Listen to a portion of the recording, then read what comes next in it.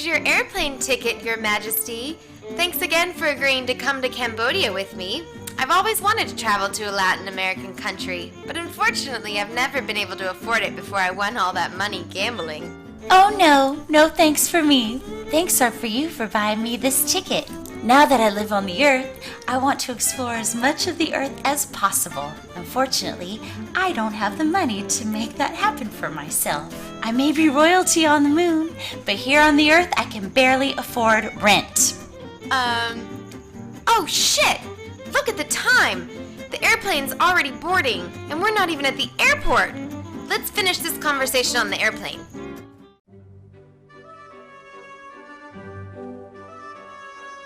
What row are we sitting in? We're seated in row number 1. Oh, jeez.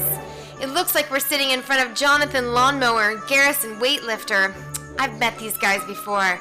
They're both intentionally annoying, and they're also both con artists. Oh, really? But they both look like such physically attractive men who would be fun to kiss and make love with. They most certainly are not. When we sit down, they're most likely going to start acting like irritating jerks. Whatever you do, no matter how annoying they act, don't pay any attention to them. If we acknowledge their annoying behavior, it will give them an opening to talk to us, and then they'll try to grift us out of all of our hard-earned cash. Hey man, look at these two weird-looking broads who are coming down the airplane aisle. They look like a couple of prime-time suckers who are ripe for a grift. You're exactly right, man. It looks like they'll be sitting right in front of us, too. Once they sit down, we can start doing intentionally annoying things to them, and eventually they will turn around to complain. Yes, and once they angrily engage us in conversation, we can start working an angle to swindle them out of all their money.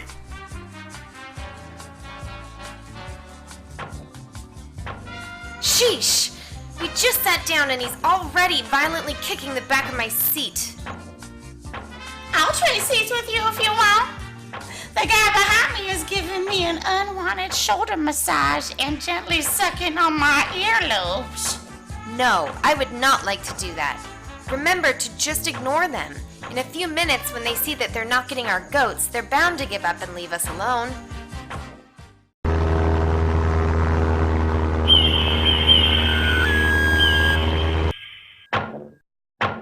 Damn it! It's been over an hour, and this dickhead is still kicking the back of my seat just as hard as when he started. My harassment has been relentlessly continuing as well. This guy's really stressing me out, and I can't smoke cigarettes because there's signs indicating not to. I'd like to complain to the stewardess about these maniacs, but I haven't even seen any stewardesses in over 45 minutes. Maybe you should go talk to the pilot. I think that's a good idea. You should go talk to the pilot. You're right. I'll get to the bottom of this odd situation by talking to the pilot. I'm sure he must be a normal and reasonable person. This must be the cockpit. The cockpit is the room at the front of the airplane where the pilot controls the airplane as it moves through the sky. William Lemontree? You're not a pilot!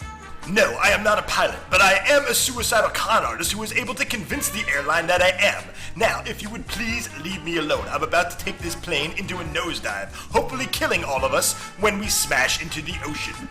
What?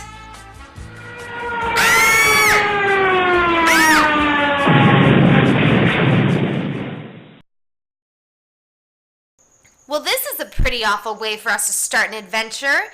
Stuck in the middle of the ocean, and the only 3 people who survived the plane crash alongside us are the 3 cocksuckers that I wish had died. Oh, this is the ocean?